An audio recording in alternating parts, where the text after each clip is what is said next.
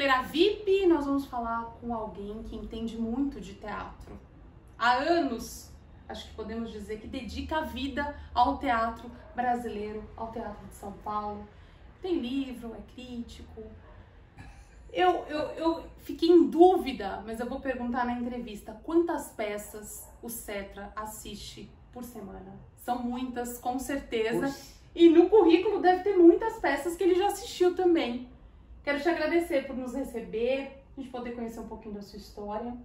A gente está até com o seu livro aqui. Opa. São muitos anos, 50 anos, mais de 50 anos dedicados ao teatro. Em 64 eu comecei. Eu vejo teatro desde eu tenho 75 anos. Uhum. Eu comecei a ver teatro, meu pai levava gente em circo, teatro, esse tipo de coisa, de criança. Mas vamos dizer que eu oficialmente comecei a ver teatro em 1964. Nós estamos em 2019, são 55 anos de teatro. É quase muita coisa, né? São quase 4.000 peças de teatro que eu vi ao longo da vida. E por semana você assiste muita coisa? Por semana são de 4 a 5 peças por semana. Hoje eu só não fui ao teatro para te receber. É porque a gente está no fim do ano, as temporadas estão diminuindo. Já está diminuindo. Esse ano aqui, até anteontem, que eu fui, a última vez que fui ao teatro foi anteontem. Não, fui ontem. Ontem eu fui ver um concerto. Eu cheguei nos 218 peças desse ano. O que representa? Você marca todas as peças? Todas elas estão marcadas. Eu tenho um caderno onde eu coloco, estão registradas as 4.000 peças que eu vi, que é um tipo de índice analógico, porque para todos esses programas que eu tenho aí. A gente está aqui no escritório do Cetra, o local onde ele trabalha, e me mostrou, tem muita coisa, são muitos livros, são muitas artes de teatro, são, como é que chamam os programas? Os programas dos espetáculos. Você guarda os ingressos também? Como é que é? Eu tenho o programa da peça que eu vi. Dentro do programa tem o ingresso. E dentro do programa, quando eu tenho...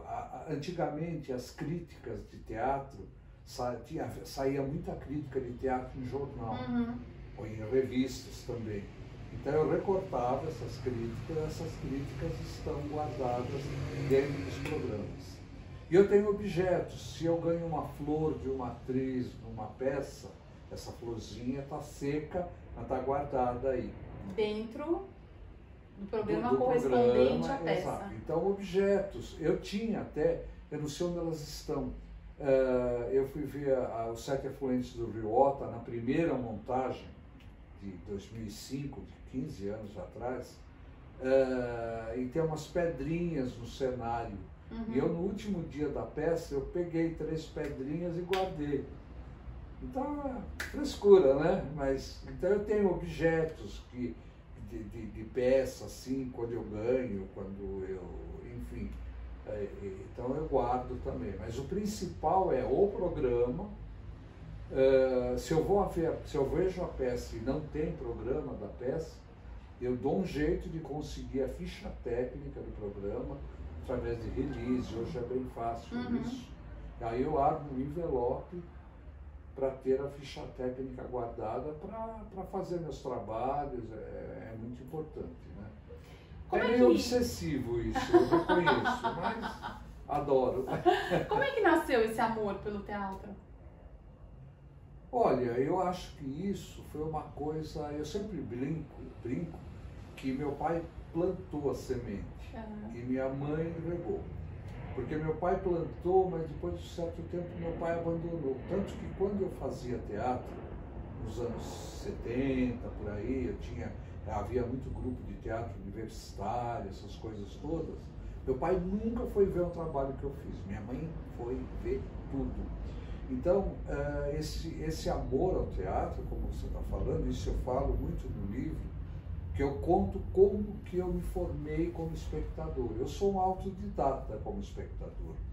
E vendo muito cinema quando era criança, indo a circo, vendo shows de mágica. Meu pai, minha mãe, sempre... Minha mãe era uma pessoa mais simples que meu pai, mas ela cultivava isso, então oferecendo livros para eu ler, enfim, esse tipo de coisa. Eu fui criando um amor pelo cinema, pela leitura, pelas artes plásticas também, mas um muito especial, não me pergunto por quê, pelo teatro.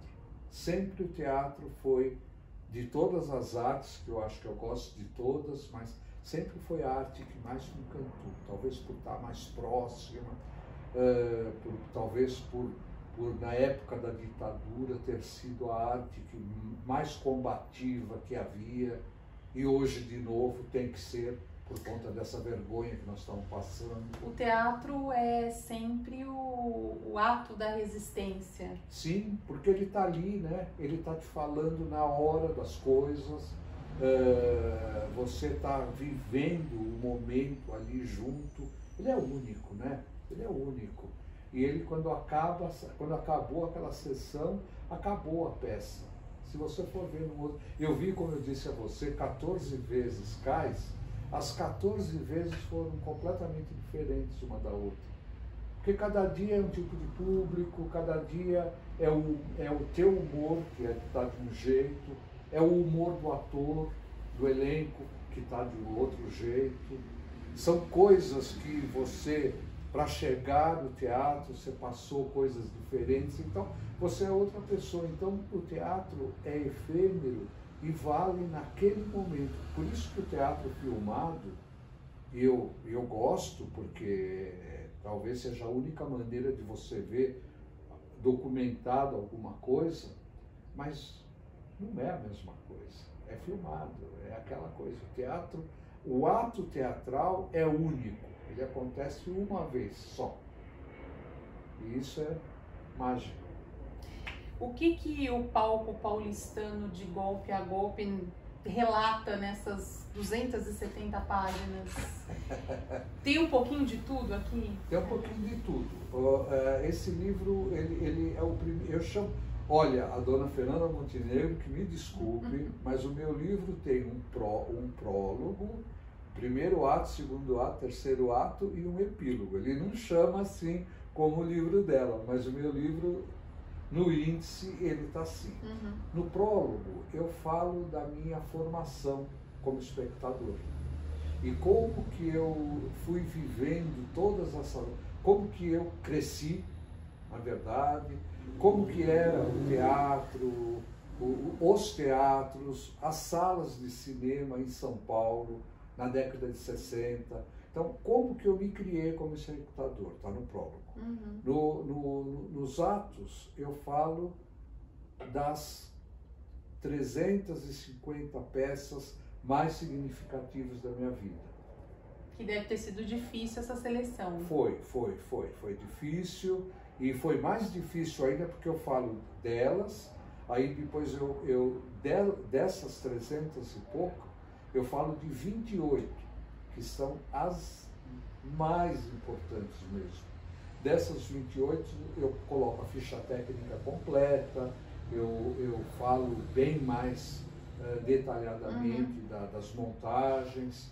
Então, por aí passam os teatros que surgiram nessa época, como sala mesmo, os teatros que fecharam, como o Teatro Bela Vista, que era um teatro belíssimo ali na Rua Conselheiro Ramalho, que hoje virou o Sérgio Cardoso, que é um teatro esteticamente feio, e o Bela Vista é um teatro belíssimo. Então, no epílogo eu faço uma brincadeira, falando da minha obsessão por guardar todos esses programas de teatro. Isso eu faço uma brincadeira que chama Todo Mundo Nasce Louco. Todo Mundo Nasce Louco é uma frase dita no Esperando Godot, do Beckett. Eu faço uma brincadeira com os meus programas de teatro no epílogo. Mas o coração do livro é isso, o palco paulistano de Golpe a Golpe. Quer dizer, são as peças mais importantes que eu vi no período de 1964 até 2016. E muita coisa mudou nesses mais de 50 anos? Na sua avaliação como crítico, como uma pessoa que escreve sobre teatro, que é envolvido com a arte? Veja, o olhar de um jovem de 23, 24 anos ao ver as montagens do Antunes Filho, do Adhemar Guerra, do Flávio Rangel, do Zé Celso Martinez Correia, só estou falando desses 4 que talvez tenham sido os mais impactantes e que boa parte deles chegou até boa parte não, dos 4 que eu citei, só 2 chegaram até agora, o Zé Celso e o Antunes. Infelizmente o Adhemar Guerra e o Flávio Rangel morreram já há algum tempo. Mas então, o meu olhar jovem, eu vejo isso, quando eu escrevi o livro, eu tinha que me basear em parte na memória. Porque eu comecei a escrever, mesmo que não fosse para publicar, nada disso. Eu tenho um diário de 1989 para frente, eu escrevo, se eu vejo uma peça de teatro, eu recorto a ficha técnica, colo lá e escrevo, mesmo manualmente. Isso me serviu de exercício para o que eu faço hoje, normalmente escrevendo em blog e fazendo crítica, coisas do tipo. E na época, agora me perdi. Então, quando na verdade, esse livro saiu da minha dissertação de mestrado. Né? E então, quando eu tive que relembrar espetáculos que eu vi de 64 até 90, 95, eu tive que me basear no que a memória me trazia. E nos programas de teatro. E aí, relendo, você consegue voltar, por exemplo, para a sala de espetáculo e lembrar o que você menciona aquele dia? Foi um exercício árduo. Mas eu consegui. Eu consegui escrever de 4 a 5 páginas da minha dissertação, que dá também 4, 5 páginas do livro, sobre cada um desses espetáculos de 1960. Mahassad, Arena Conta Zumbi. Eu relembrei de coisas, de papos com o Jean Francisco Guarnieri, no barzinho, no Bar Redondo, que tinha ali na Avenida Ipiranga, em frente ao Teatro de Arena. Então, a memória foi me trazendo isso. E é possível também que a memória trouxe coisas, e tem coisas que estão aqui dentro e talvez nem tenham acontecido. Pode ser. Até porque o teatro mexe muito com a nossa imaginação, né? Claro, e com a sensibilidade da gente, né? Então, eu não respondi a tua pergunta de como mudou. Então, primeiro, tem esse olhar que é um olhar para coisas de um menino de 20 e poucos anos, deslumbrado com tudo que estava vendo e tal. A maturidade vai te deixando mais crítico. Hoje eu sou muito mais assim, eu vou ver um espetáculo, eu fico eventualmente olhando se a iluminação está boa, se a trilha sonora, sabe? Você se torna mais racional. E mais, talvez, exigente em relação aos espetáculos, né? Mas eu posso dizer que eu acho que o teatro, para mim, a magia do teatro, para mim, não mudou. E toda vez que eu sento numa poltrona de um teatro, de uma sala de teatro, e que as luzes apagam, eu estou esperando que eu vou ver a melhor peça da minha vida. A maioria das vezes é um desencanto, porque eu vejo muita porcaria também. Mas, por conta também da PCA, como eu disse a você, eu tenho muito apreço pelos grupos, pelo teatro de grupo. E, então, grupos alternativos, até na periferia, quando dá para ir, porque às vezes é meio complicado não para ir, mas para voltar. Então, mas eu procuro ver, eu procuro incentivar muito talentos jovens, sabe? Pessoal que está começando, porque não é fácil, né? Fazer teatro não é fácil. Não ganha dinheiro, como nós estamos falando agora há pouco, é um sacrifício danado e precisa amar. É o que a Laura Cardoso falou uma vez, eu entrevistei a Laura Cardoso há pouco tempo, é o que a Fernanda Montenegro vive falando, você precisa acreditar e amar para fazer, porque senão você não faz, né? Mas então o teatro, eu acho que é claro, né? Mudaram as condições técnicas, hoje tem uma tecnologia muito mais avançada, a partir de um certo momento, isso já de algum tempo, dos anos 70, apareceram as performances, o teatro alternativo. A evolução do teatro musical. O teatro musical. Bom, o teatro musical sempre existiu, né? É que o teatro musical brasileiro foi muito forte até os anos 40, 50, o teatro de revista, depois ele sumiu, e aí ele surgiu com toda a força agora com as peças da Broadway e o teatro musical brasileiro agora também, que vai se firmando, mas que também tem muita bobagem, né? Enfim. O que a gente pode esperar para 2020? Na sua opinião, como crítico, amante do teatro, uma pessoa envolvida com a arte? Olha, o teatro vai continuar a resistir e vai ter que resistir mais. Por quê? Muitos dos espetáculos que, como eu disse a você, a gente teve praticamente o mesmo número de espetáculos em cartaz esse ano, com mais ou menos o mesmo mix de qualidade de anos anteriores. Em 2020, muitos editais, todos esses espetáculos foram baseados em editais já aprovados. Em 2020, vai começar a minguar, não tem mais Petrobras financiando nenhum grupo, Oficina, Grupo Corpo, Grupo Galpão de Minas, enfim, muita gente que dependia da Petrobras, e um oásis que nós temos, vamos ver até quando, é a Prefeitura de São Paulo. A Prefeitura de São Paulo está fazendo um trabalho impressionante. Continua o Fomento, o Prêmio do Fomento, continua o Zé Renato, o Pedro Granato está fazendo um trabalho muito bonito nos céus e nos teatros distritais. Então o Youssef, que é o secretário de Cultura, tem feito um trabalho muito bacana, tanto que vai ter em janeiro um evento chamado Verão Sem Censura, parece que é esse o nome, não tenho certeza, que eles vão trazer todos os espetáculos que o governo federal proibiu de alguma maneira.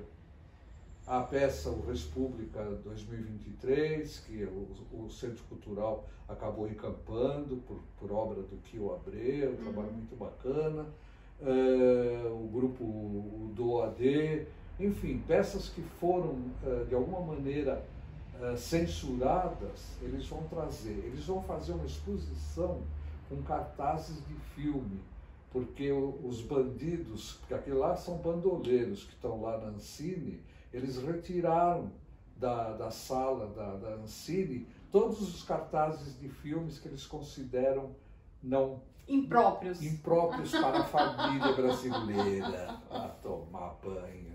Não vou falar palavrão porque você vai, senão vou censurar, né?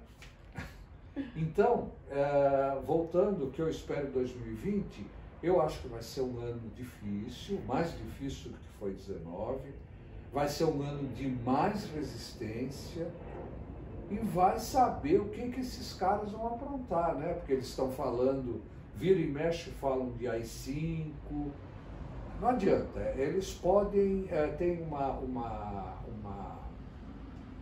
dramaturga que eu respeito muito, que é a Cláudia Barral, que numa palestra, num bate-papo que a gente teve, ela falou assim, olha, não adianta, eles podem apertar, é um colchão, se eles apertam aqui, em algum lugar sobe, né?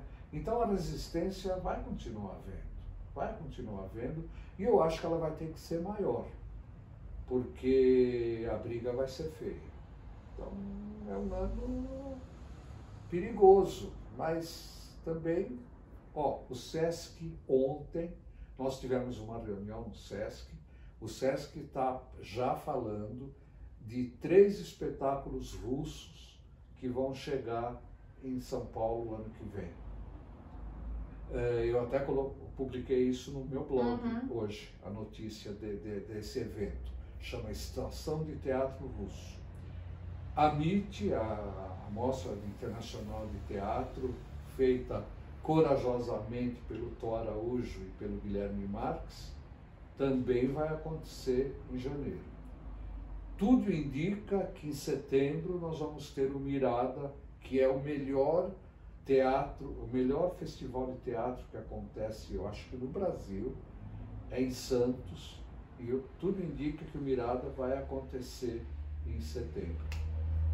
Então, os grupos de teatro estão se movimentando. Nós vamos montar, eu encontro com muita gente, nós já estamos planejando tal coisa, nós estamos planejando tal coisa. Então o pessoal não para, E o Teatro de São Paulo talvez seja o teatro onde mais acontecem as coisas, né? E o Rio de Janeiro faz coisas, mas a vida deles lá está mais difícil que a nossa. Então, eu acredito que, apesar de tudo, vai ser um ano firme para o teatro brasileiro. Assim seja. Cetra, quero te agradecer por ter me recebido, por ter recebido o Fileira, ter falado um pouquinho da sua história, ter falado um pouquinho de tantos espetáculos importantes que já passaram pelos palcos de São Paulo. Sucessos, outros nem tanto, mas que fazem parte da nossa história. Claro, sem dúvida.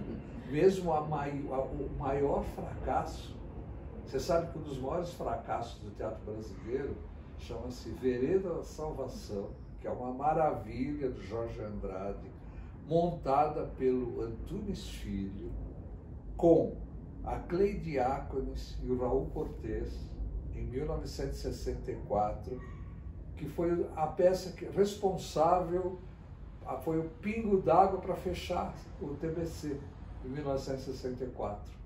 Eu imagino que maravilha que devia ser aquela peça. E foi um fracasso. Né? Então, Monólogos da Vagina está 30 anos em cartaz. Tem que levar em conta também o gosto médio do povo. Afinal de contas, foi esse povo que elegeu Bolsonaro, né? Ficar quieto, né? Obrigada, viu? Obrigado, eu. Você que ama teatro está curtindo os nossos vídeos? Então dá o seu like. E se você não é inscrito no canal, se inscreva agora mesmo e clique aí no sininho para receber todas as nossas notificações. O Fileira VIP é a sua conexão direta com os melhores espetáculos em cartaz nos palcos paulistanos.